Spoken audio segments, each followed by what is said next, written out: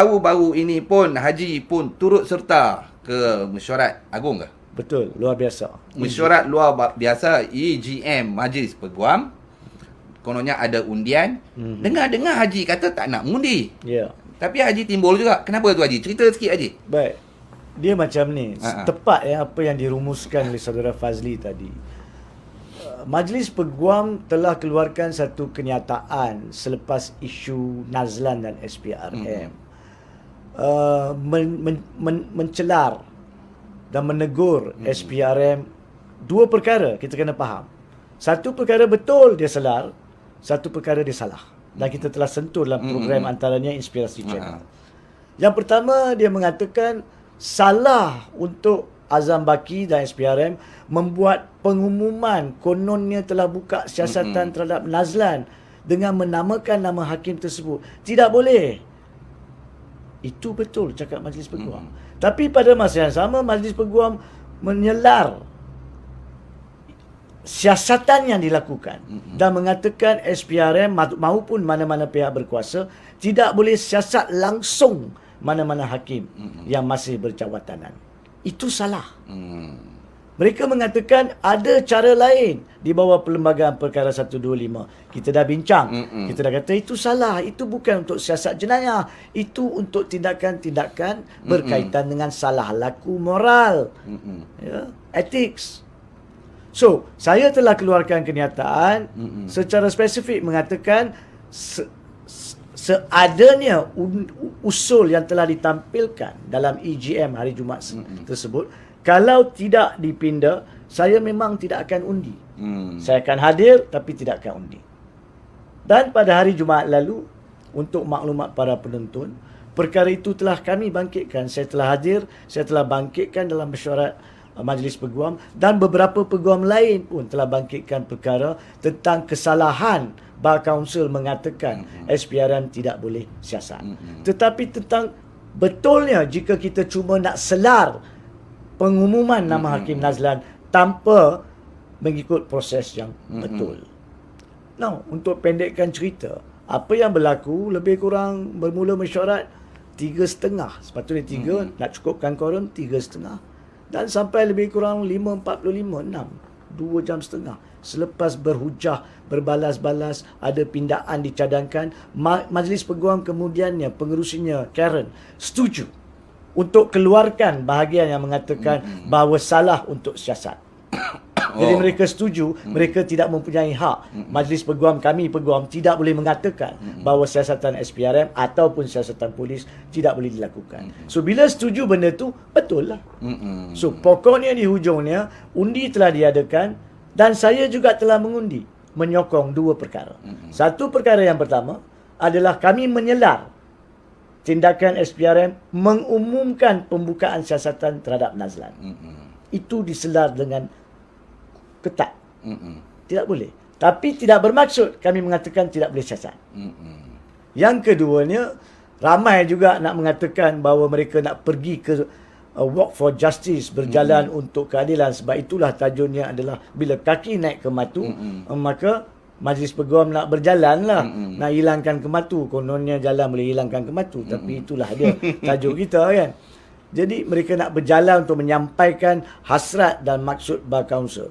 Bagi saya kalau nak jalan, jalanlah. Sebab atas dasar menyelar SPRM membuat pengumuman.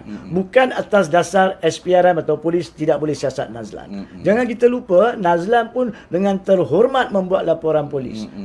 Dia pun minta siasat. Takkan kita nak mengatakan Nazlan salah untuk buat laporan polis, sampai benda yang tak boleh siasat pun dia buat laporan polis. Jadi di situ yang perkara itu telah pun dibaik pulih dan akhirnya usul yang ditampilkan dengan pindaan bagi saya memuaskan hati saya dan saya telah mengundi. Saya sendiri telah bangkit pada kali terakhir, kali kelima saya rasa, dan mengatakan walaupun akan diundi dengan pindaan, saya tidak akan berjalan untuk keadilan sehingga siasatan lengkap dan siasatan mengesahkan bahawa laporan RPK pada 20 April itu adalah palsu. Palsu? Kalau dikatakan palsu, kalau didapati palsu, baru kalau nak suruh saya jalan sampai ke Timbuktu pun saya akan jalan. Sebab itu menjadi suatu salah campur, intimidasi kepada kehakiman. Tapi kalau siasatan menunjukkan oleh pihak polis bahawa ada asas, maka teruskan siasatan. Maka siasatan berjalan. Tapi kalau ada peguam-peguam lain nak berjalan semata-mata kerana cara pengumuman dibuat, jalanlah.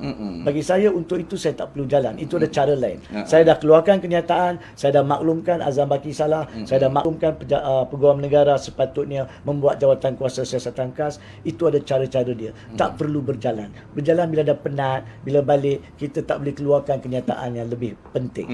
Bagi saya, biar saya buat kenyataan untuk pihak-pihak berkuasa. Peguam nak jalan. Tapi saya tak larang ataupun saya tidak menolak pindaan tersebut. Itu saya nak jelaskan. Sebab rakyat perlu tahu.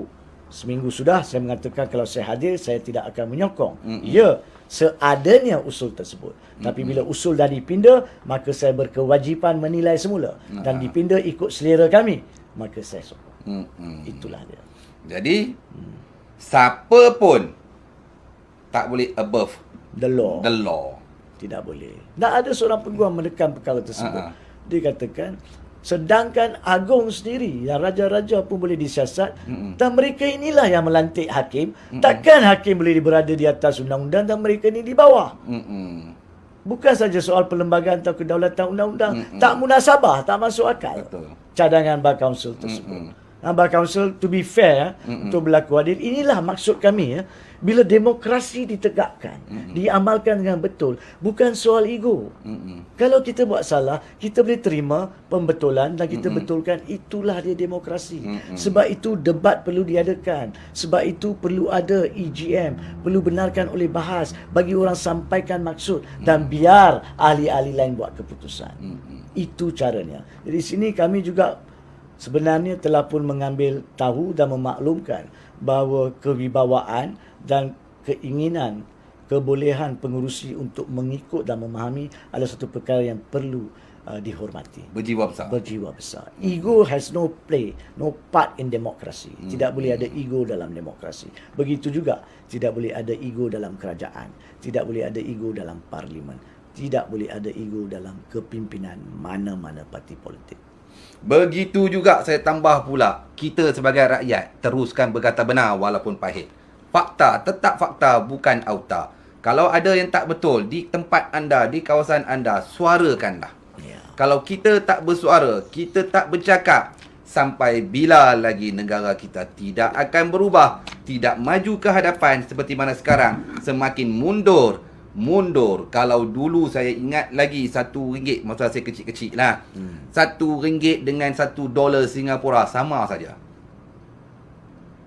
Sekarang dolar Singapura dah pergi ke Gunung Everest, ringgit kita baru di Gunung Kinabalu. Begitu juga ke Thailand.